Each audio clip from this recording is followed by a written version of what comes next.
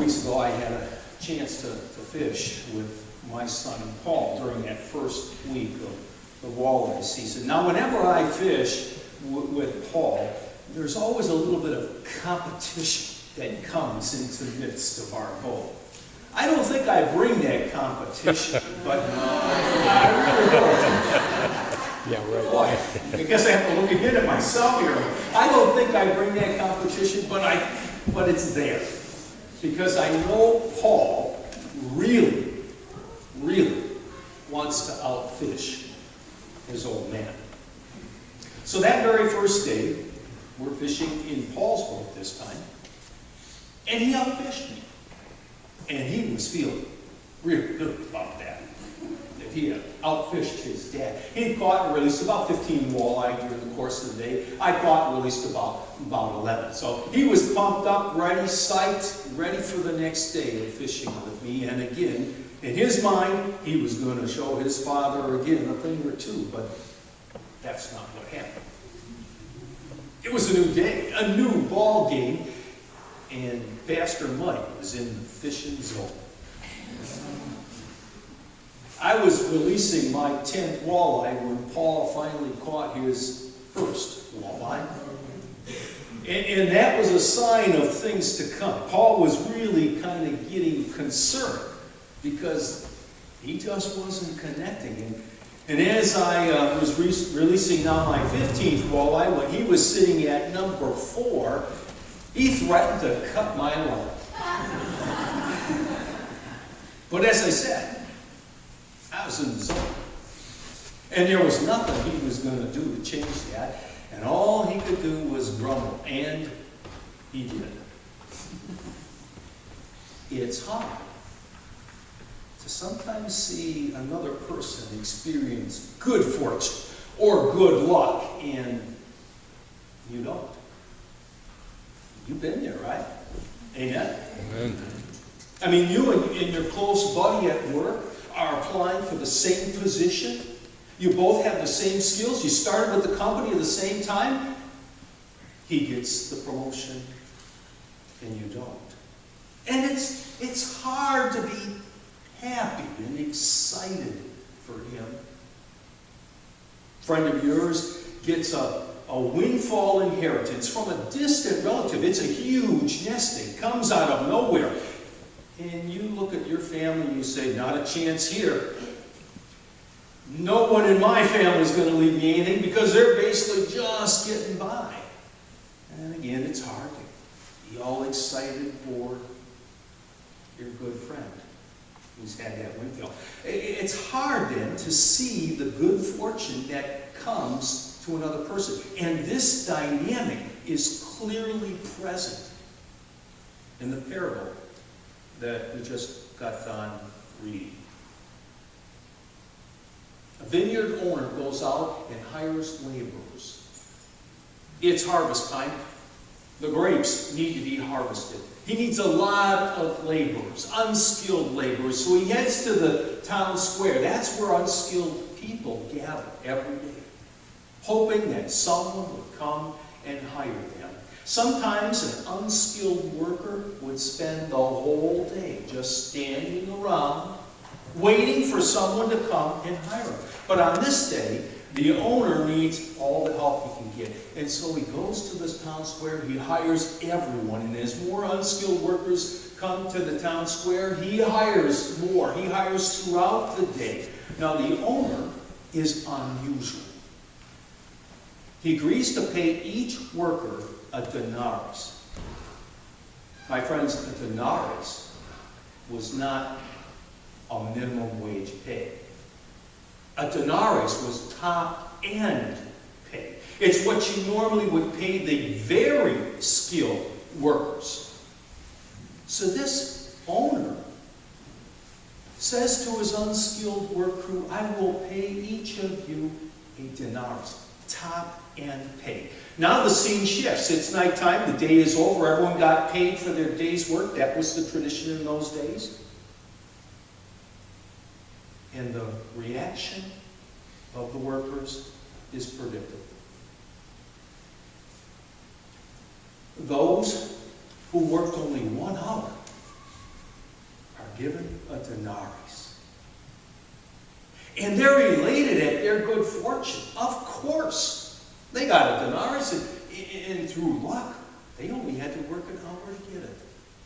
And those who worked the whole day, they're given a denarius.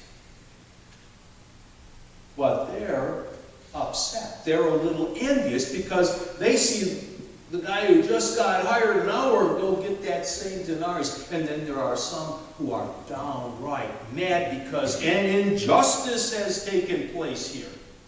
But there is no injustice. Just good fortune. Just grace. Out of grace, the owner hired them.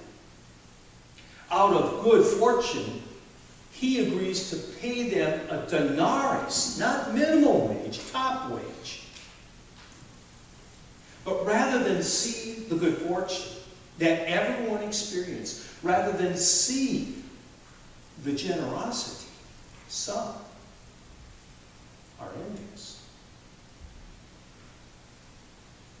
And that's what Jesus wants us to see. Jesus wants us to see that. Jesus wants us to identify with that because, you see, that's us at times. We see the good fortune that someone else experiences, and we get envious over that, without even realizing that we too experience good fortune every day. As I tried to tell the children, we're alive, we have our health, we have freedoms, we have loving families and friends, all generous expressions of grace. We can travel at will. Some have cabins up north and can fish to their heart's content. We're all recipients of grace, of good fortune. And so what Jesus wants us to see is, rather than be envious of those who maybe get a little more good fortune or grace in their life than what you think is fair or that they deserve, we should be happy for them rather than envious. Recognizing that we too are really undeserving at times of the good grace, of the good fortune that comes to us. Does that make sense? Jesus told this parable to his disciples because he wanted to prepare his disciples for the fact that even though they were chosen first, even though they were the first ones to labor in the vineyard, their reward would be the same of those who came last into the vineyard, into the kingdom. Jesus also wanted the Hebrew people to realize that even though they were God's chosen people, their reward for faithfulness would be no different than the Gentiles who would come later. And so the story is about grace. Recognizing that we all experience it in one way or another. And so don't be envious when you see another person's good fortune. Recognize that you too receive that same good fortune. That's the first basic message in this parable. There are all kinds of other messages in this parable. Quickly, I want to highlight one more. This parable also has a message for those who have the attitude that life owes them. Do you know people like that?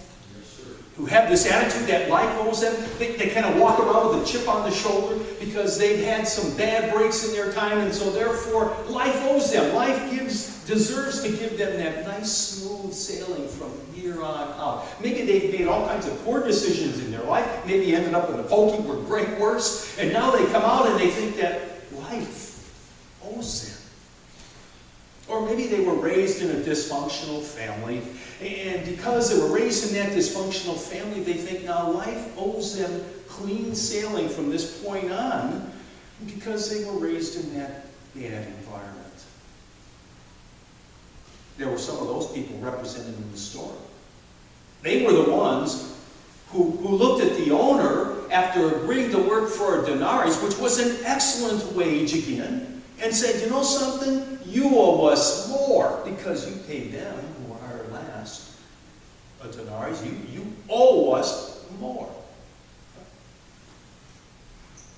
And so the parable has a message for those who have this life owes me attitude. And that message is this: life doesn't owe you a thing.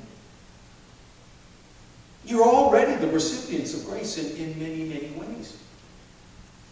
And so if you're not happy in your present situation, then take the responsibility to change it. If you don't think you have enough fruit in your vineyard, then plant more fruit trees, because life doesn't owe you a delivery truck full of fruit trees. If you're not happy working a minimum wage job, then don't demand a $6 or $7 raise. Don't stage protests and demonstrations thinking that somehow life in the system needs to change to give you a better wage. Well, if you're not happy working at minimum wage, then get a skill. Go back to school. Get some education. Take responsibility to change your situation, because life doesn't owe you anything.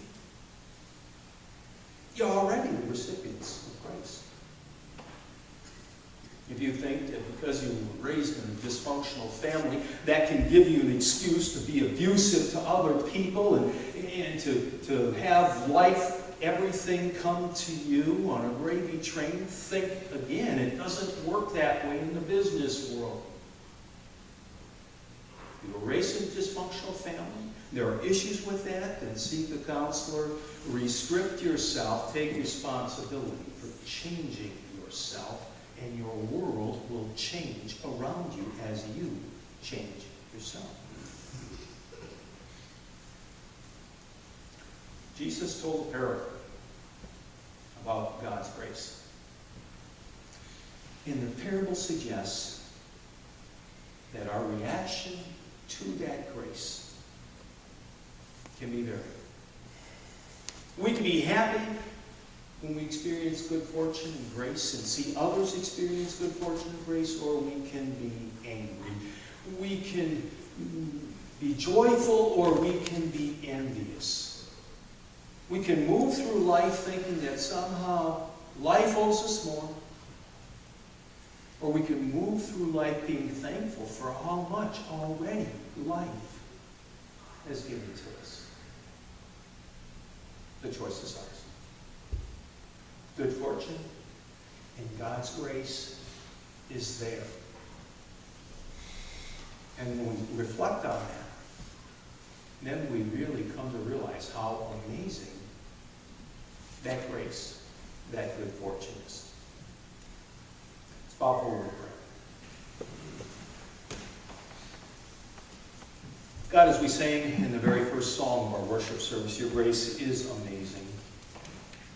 And when we recognize the presence of your grace, when we recognize the presence of your good fortune in our lives every day, then our chains are loosened and we are free to enjoy our